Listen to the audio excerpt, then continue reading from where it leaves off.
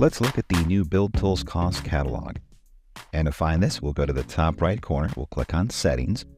We'll go to System Settings, Company Settings, and then Cost Catalog right here at the bottom. And the idea behind this cost catalog is you can build a complete catalog database that you can have all your amounts and prices listed out in that catalog. And then as you build new projects and build new estimates and proposals, you can pull from this catalog to feed those proposals. And notice we have two tabs or two sections up in the top here. We have the cost catalog item, which is comprised of these different items here we see down at the bottom, and I can add more. And then we have a cost catalog template where we can use a group of these items to build a template. And when we go back to a proposal, we can pull from either one. Now, I have a very small list of items so far in my catalog, but let's go through at least adding one or two more items on this video, and then we'll create a catalog template that we can start to use in a project. All right, so I'm going to click on Create Item up in the top left here. And if this is something for my, let's say, a bathroom addition, I can just go in here and type in, let's do a toilet. All right, we'll put this under plumbing fixtures.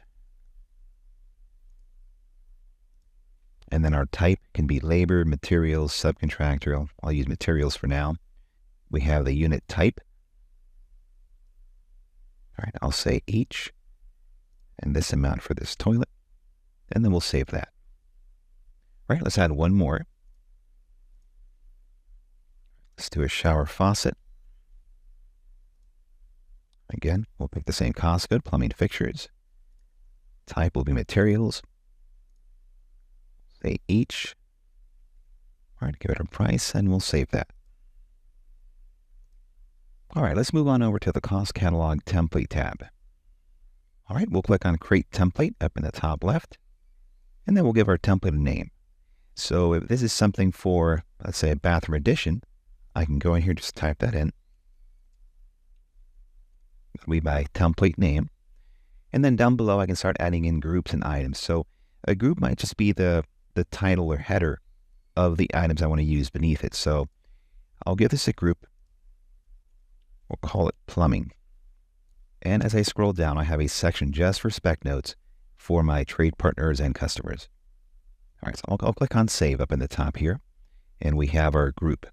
Now let's click on Add Item, and I can pick from the items that are in my cost catalog right now. So if this bathroom addition has plumbing fixtures, I can pick that.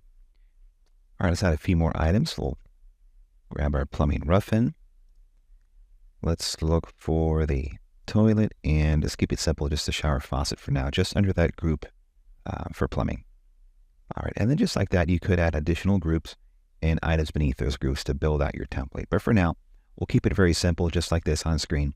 We'll click on Save, and now we have our first template that I can use to build or pull from in proposals. All right, so with that done, I'm going to head on over back to my project. So I'm under Sally's Bathroom Addition project. And then within that project, I'm going to go over to Budget, and I'm going to head over into Proposals.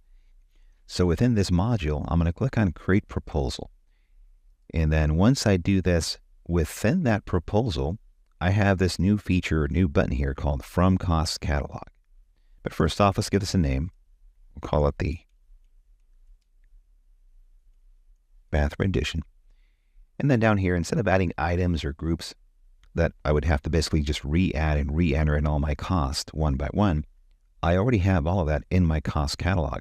So just click on From Cost Catalog. Right, there's all my items.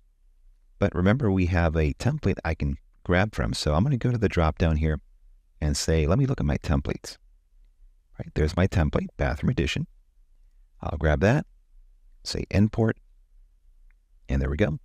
So all my items, all my costs are now listed. And then I can see the price for each one. I can see the cost type. I can see the related cost code that goes with it. And I have my total here in my proposal. All right, so once I'm done here, let's just save this first. All right, and after you've saved it, you could also go to the summary, refresh your summary to see the updated amounts. Now, once I'm done, we'll click on Preview and Send. And at this point, I'm ready to send this out to my customer.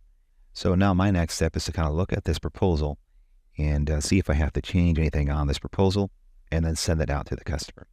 And by default, this estimate or proposal is sorted or filtered by cost code.